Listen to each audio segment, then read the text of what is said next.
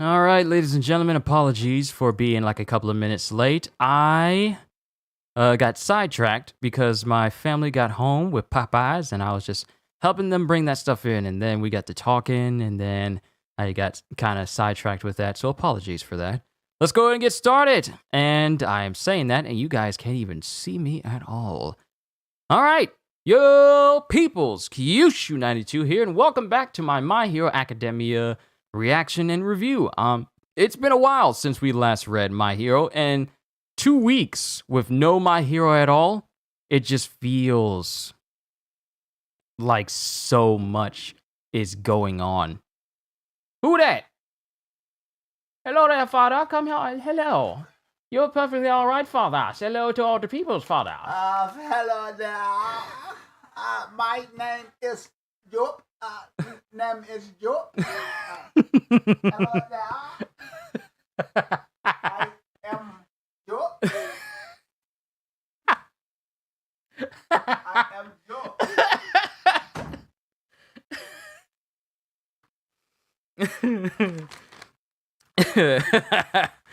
Oh, that's my dad. I love him so much. But, okay. Last we left off, we were dealing with Shoto going up against his brother Toya. And Shoto has shown that he's able to use both his ice side and his fire side evenly in order to combat Toya's hotter than magma fire that he's using to try and fight, his little brother with. So now we get to find out what happens. And we have summary of the last chapter. It was...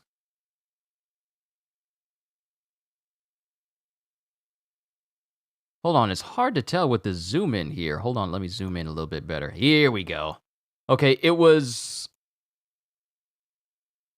mimicked flash fire versus summary of the last chapter. It was mimicked flash fire versus flash fire versus flash fire made to stop a big brother. Now Toya and Shoto's moves are about to collide. Then we go to Heights Alliance student dorms. Final night at UA. And it has Midoriya saying, Todoroki, I can't believe they're making you fight him.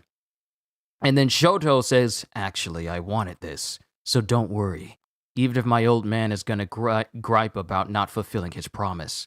If we think of it as a punishment, then Hawks and them made a wise decision. Then Hawks and them made a wise decision. Dabi's existence is my family's... bit my tongue. Dabi's existence is my family's crime. Besides, in order to reach the heights I'm aiming for, I can't run from this. This new move of mine will get me past that wall to those heights. So it's showing him using the move, and it's like an X across his chest, which is kind of like his dad's X of his uniform, but it shows like an X across his chest of fire and ice. Chapter 352, Ultimate moves. Is this what you meant when you said you were figuring it out?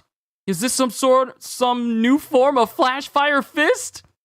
And then Ojido's in the background saying like, oh, right, you were gone, so you wouldn't know. And then Kaminari's poking in saying, look, I can poke all I want without feeling the heat. Cool, right? Because he's able to have fire, but it doesn't burn him at all. It doesn't burn anybody. And then Shoto says...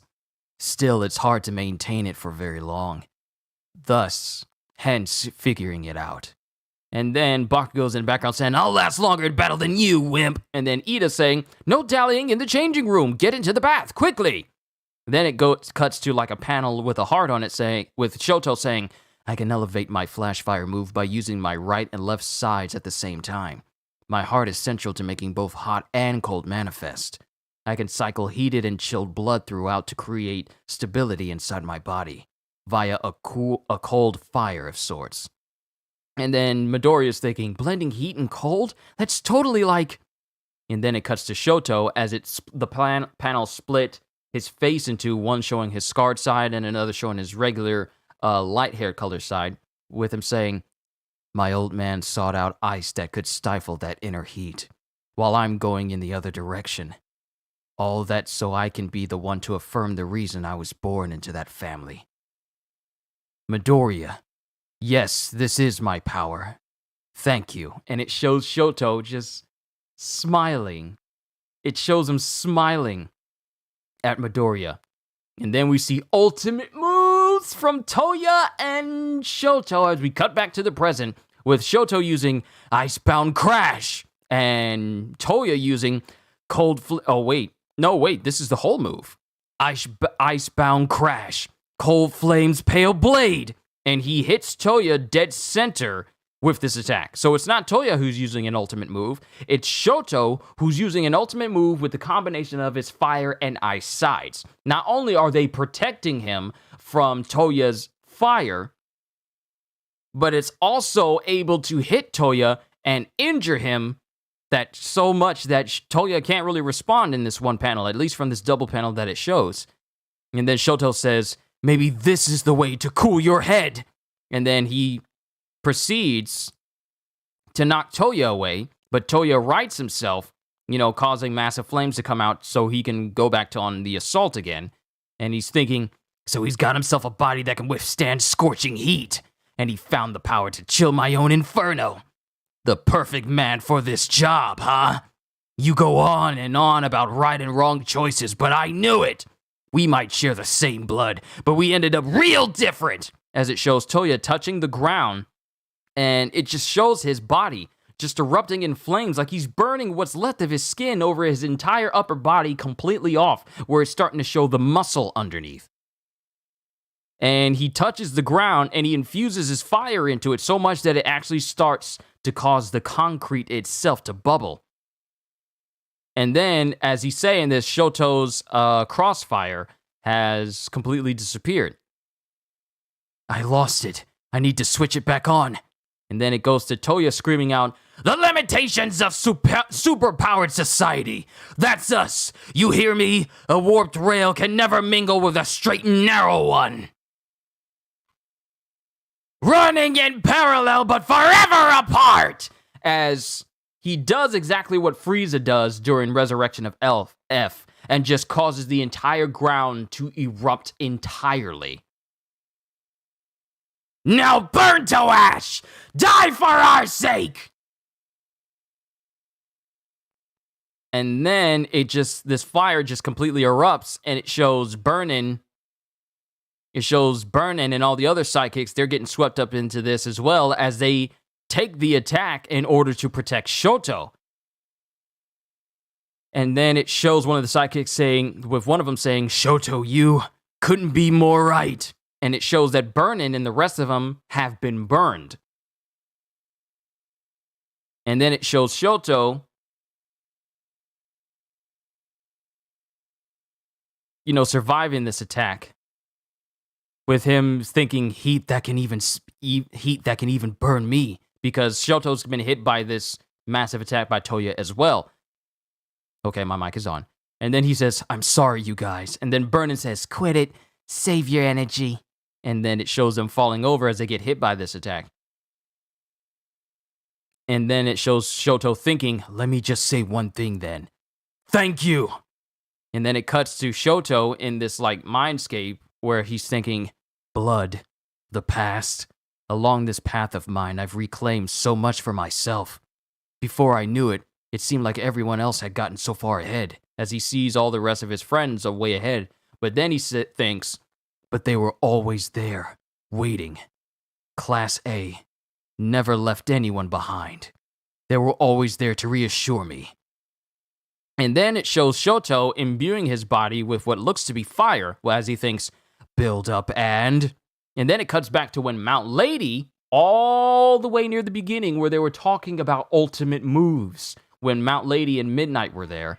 And Mountain Lady is saying, your ultimate moves symbolize you. It's through those moves that people learn what you're capable of. And then the spot where Shoto is just erupts in a massive explosion as he, I guess, rushes forward.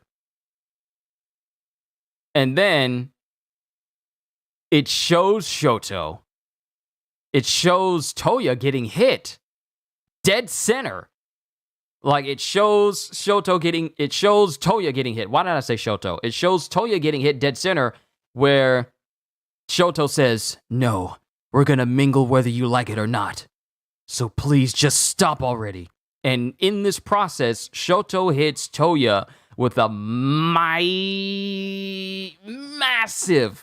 ice hit. He hit Toya so hard that Toya's flames just started to go out just a little bit from the impact. Great Glacier Aegir! And he hit Toya so hard, he froze all. He froze everything behind him. He froze the trees. He put out all the flames that Toya brought up. It even froze some of the buildings way in the distance. Shoto hit Toya so hard, he froze everything behind him, like several blocks worth of buildings, with this Great Glacier Aegir. Great Glacial Aegir. And then it just shows the face of Toya when he was a kid, and it shows the face of Shoto when he was a kid, and it just shows Toya there, standing there with his brother, and then it just shows the barren, frozen landscape behind them. Even, like, everything was just completely frozen. All the flames that Toya was using in order to, inflict harm on everyone else, it just completely gone out. Yo, Looney Scorpion, good to see you. Good to see you, DK Wayne Sr. How long has it been? You love Shoto? I love Shoto as well. This was a great chapter for Shoto's character development as well. Not just showing off his special moves or whatever, but this was a great character building moment for Shoto. Because let me just say, for those who are wondering just how massive a hit this was, they had to... The panel where he hit Toya with Great Glacial Aegir, the panel is about this big. But then it shows Shoto right here. But then it shows a resounding icy blast coming out straight through out of the back of Toya, taking up pretty much all of the panel. That's how big this hit was. If you think back during the sports festival when Shoto was fighting Midoriya, and he caught... Well, actually, when he... Shoto fighting Midoriya, and that one moment where he was fighting another person, and he caused a massive chunk of ice to just erupt into the stands. Yeah, that hit is a lot bigger here. It was so big that it covered several, like, I would dare say he covered like a mile or even further away with this hit. That's how big it was. I noticed a lot of people wondering if Dabi lost his legs. See the last panel.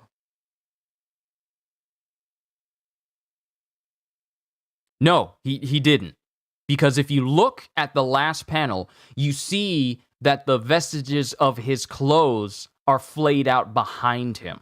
His legs are kind of laid out further. Because if you look down from Shoto's left knee, and you see the white part there, that is actually Toya's legs from his pants. And then you go to the lower left corner of that panel, you see Toya's foot. So he didn't lose his legs. It's just that Toya has gone completely limp from this massive hit. Like, you know how people go limp and they fall forward and you see their legs just drag behind them? That's the way it looks here. Because look at it. Look at that panel. If people will look at the panel, they notice that Toya still has his legs. His legs aren't gone. It's just that Toya just lost all ability to stand, so his legs are just kind of trailing behind him. So don't worry, his legs are still there. I'm glad you pointed that out, but I had no doubt that he lost his legs or anything, because he didn't. But they're right there. It's very easy for you to mistake the flaps of his burned clothes to look like frozen parts of the trees, due to them both being around the same color of this black and white panel, but it's not the case. He still has his legs. Also, Ali M, good to see you. But he didn't. Yeah, you see it now? There it is. There it is. There you go. He still has his legs. People just need to take a good double take so that way they don't, get mistaken or anything. But as far as this chapter goes, I commend this chapter for developing Shoto as a character. Not just necessarily just a big old massive finish to the fight between Toya and Shoto, because as of right now, that's over. That's over. This was the big move that Shoto needed in order to take down his older brother. But I like this chapter for the fact that extends, not expunges, but it goes deeper into Shoto as a character, and then sees the resolve he has in order to bring his brother back, even going as far as proclaiming this special move to be what he needs in order to face his older brother. Like, even though he couldn't hold it for very long, it was more than enough for him to, stagger Toya, for him to deliver a final icy hit to his older brother. Now, if I were to look up Shoto, if I were to go up here and look at his quirk and see his super move, okay, so we have Phosphor, which is where he channels both halves of his quirk onto either side of his body, combines the two elements into his hands, and hits his opponent with the result. First used against Dabi during the Second War. It doesn't have his final Great Glacier move up here. Otherwise, though I think I might need to go over to...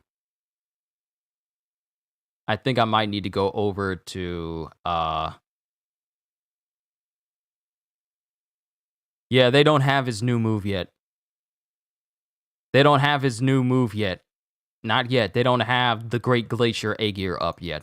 So we'll just have to wait and see how they describe this move. But I just feel like it's just a giant, massive ice punch that also can freeze everything in a far distance behind you. That's just how big of a hit this was. Because you would think it's similar to his heaven-piercing ice wall, which is where he just uses his freezing powers to generate a giant glacier-like wave of ice. But then we get this hit that is just a massive wave, just a massive hit of ice that goes so much further back.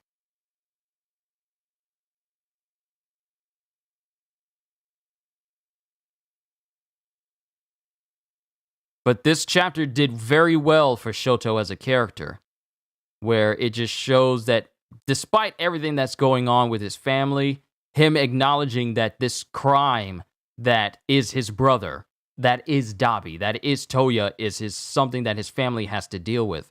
So I just feel like the fact that he still, even though Toya was like, when am I going to do a Bleach read through? It'll happen one of these days. It's not going to be soon, though, because, there's a lot of things that I'm already doing. A lot of things that I'm already doing throughout the week. So I just need to figure out a day in order to do those chapters. Like, I already have the back half of Bleach, and I point back to me, but that's not the bookshelf where Bleach is. Bleach is on my other shelf. So I have to figure out the next couple of days. I wonder if the next chapter will show the aftermath of this fight, or we'll move to another fight or something. I would like for them to conclude the fight of Shoto versus Toya with a discussion between the two, and then we move on to either Uraraka and Tsu versus Himiko Toga, or Midoriya flying and making his way back to the mainland where Shigaraki is. So that could go either of two ways. And since we're not going on break, we just have to wait until next week to see where that chapter will go for us. That's how I feel about it. Oh, also, I understand that you were saying Bankai, not Bandai. So I understand that now. That's my apologies. Apologies for that. Let me go back down here. I wonder if it'll talk about the synopsis of this whole thing. No, okay, so the synopsis has not caught up to today's chapter quite yet, so we still gotta wait for that to go through. Overall, I thought this was a good chapter for Shoto's character development and bringing pretty much end to Toya's reign of terror, because the dude was also burning his body from the inside out, and had it not been for Shota freezing his body, cooling his body off completely, and also freezing the area around them, it would have just been an overwhelming inferno, because Toya just went full Frieza, touched the ground, and then just started to blow up and heat up the ground massively, which ended up taking out all of Endeavor's sidekicks that was there with Shoto. So it shows you the how far Toya went in order to try and kill his younger brother. But Thankfully, Shoto is the kind that never gives up, so he decided, just hits him with the absolute opposite and just hit Toya with a literal glacier. And that was enough to take him down. So we just have to wait and see where the chapter will go from here. I really hope we get an official conclusion to this fight, and then we move on to the next one. But we just got to wait until next week. I know this isn't as long as my One Piece reaction because that was like an hour long. There's panels in this chapter where you can clearly see Toya's bone. Exactly. Toya was burning his body down to the marrow. Like, he burned away his entire face where all you saw was just his teeth and singed gums. And then he started burning his body to the point where you would see his muscle underneath and you would actually start to see bone as well. And if you look at the panel, I think it's the one where he says we might share the same blood, but we ended up real different. When you see his hand touch into the ground, you could say that that's actually, you see like his femur, like you see the bone underneath his arm, because when he pushes his power to its absolute limit and thrusts into the ground, you even see the skin that was once incredibly singed start to burn off completely, and you just see the muscle and bone underneath as well. That's how far gone Toya pushed himself. And you just see singed fingers and bony fingers and an entirely singed body when you see his body slumped over Shoto's shoulder. So I wouldn't be surprised if this dude put his body towards the point of no repair because he just burned himself from the inside out. But we just got to see where the climax where the final conclusion of this chapter goes to. I just feel like this was a necessary chapter for Shoto, for his character, and for Toya as a character, and finally see just how powerful one of the big threes of Class 1A actually is. And we get to see that. I wonder if Shoto will fight Makia. Gigantomachia? I thought he was imprisoned and sedated. But then again, seeing as how Shoto was able to freeze, half a city with this great glacier Aegir that he used against Toya, and, I mean, it'd be useful to slow him down. I don't know if he'd be able to stop Makia, though, because of all the numerous modifications in Makia's body that just make him a literal Hulk juggernaut-like being. So I don't know if Great Glacier could fully allow him to take on Makia by himself. Though we don't know how powerful an individual needs to be in order to withstand that. But thoughts for another time. All I can really think of is how much progress Shoto has made. Makes you wonder about the whole Phoenix quirk theory. I don't know how Toya would be healed from all of this. He did so much damage to himself physically. Exactly, Ali. Exactly. He burned himself beyond repair. I mean, the thing is, he's burning himself to the point where he was burned when All for One found him. And they had to give him reconstructive tissue over his body in order for his body to go back to the way it was before. But now he's pretty much burned his body to almost that exact point again. Only this time, he did it on... Oh my goodness, Michelle Morales!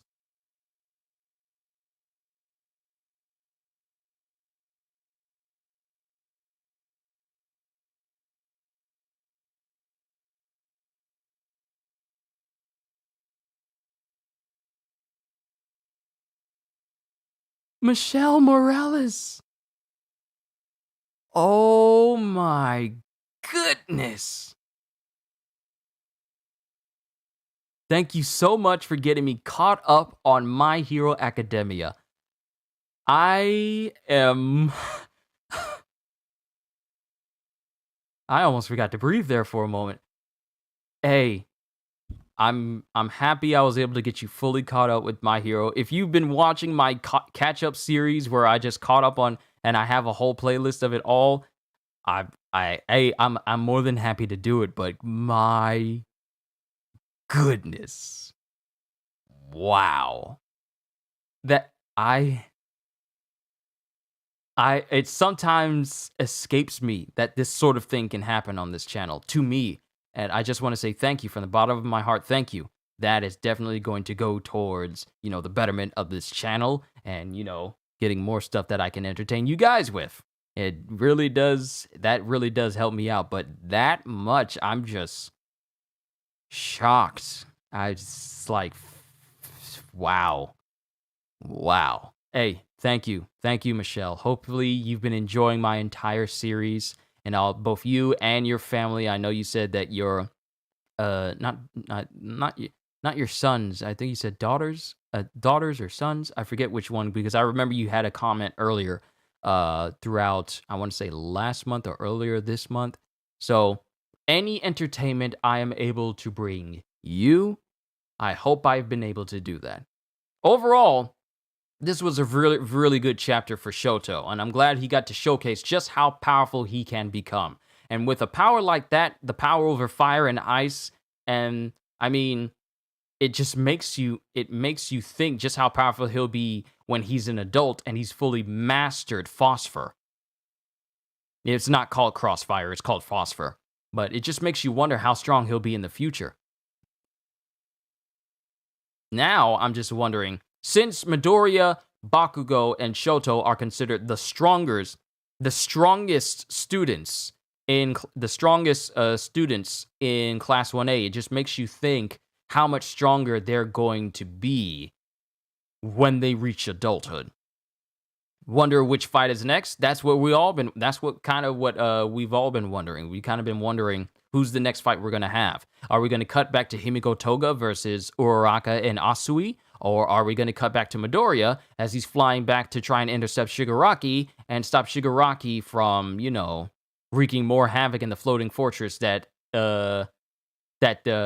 everyone else is at right now? Or are we going to cut back to Endeavor facing off against All For One and the rest of his goons that have been transported in a completely different location? So we still gotta.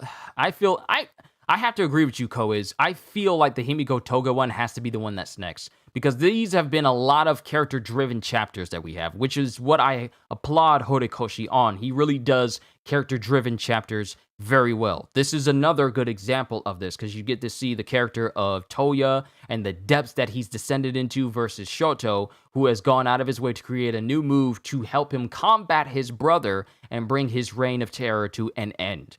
And now I feel like we need to focus on another character-driven aspect of all these major fights that's going on. So I feel, and I have to agree with you, that Himiko Toga's fight versus Uraraka and Asui has to be the one that's next. It has to be.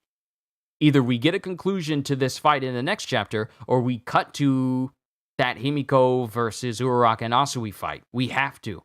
Because that's the next most character-driven fight that we have to see. And then it'll just be Midoriya versus Shigaraki, and then after that, All For One versus Endeavor and the rest of the heroes. Those are the only major fights that are left.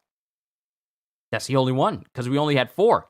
We only have 4 right now. We have to deal with Midoriya versus Shigaraki, All For One versus Endeavor, and now we have to deal with Himiko Toga versus Uraraka and Asui. Those are the only fights that's left now, because Shoto versus Toya is over.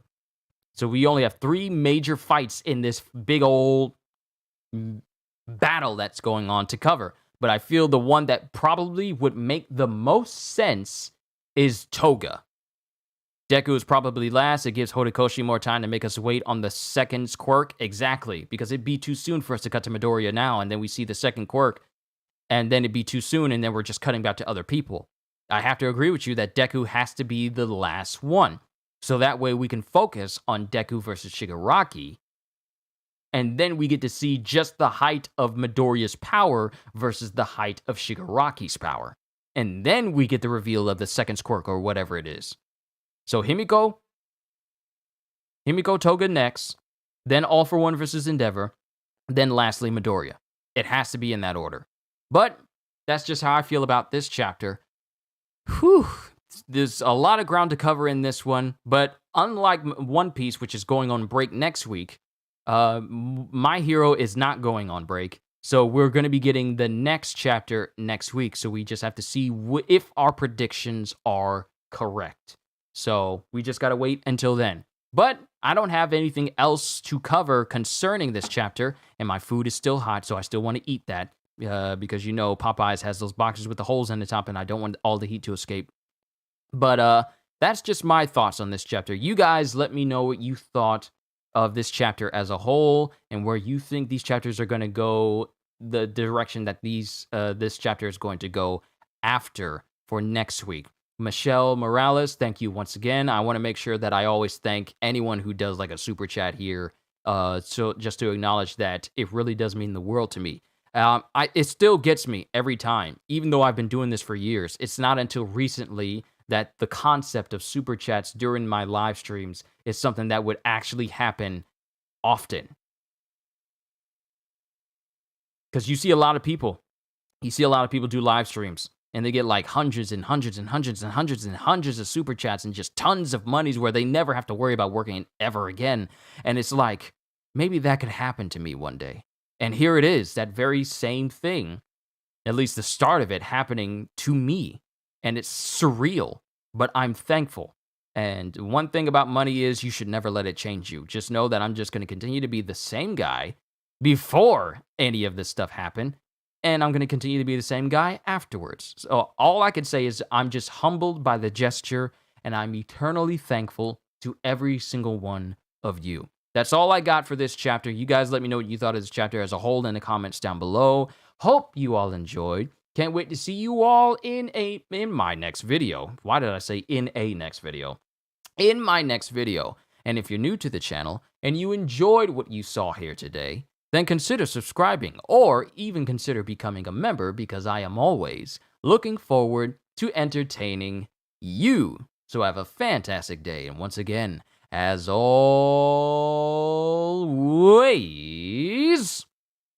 later, peoples.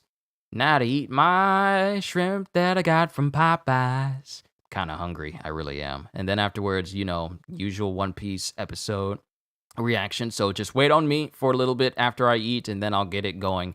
But thank you, everyone, for your patience. You guys are amazing, and let no one ever tell you different.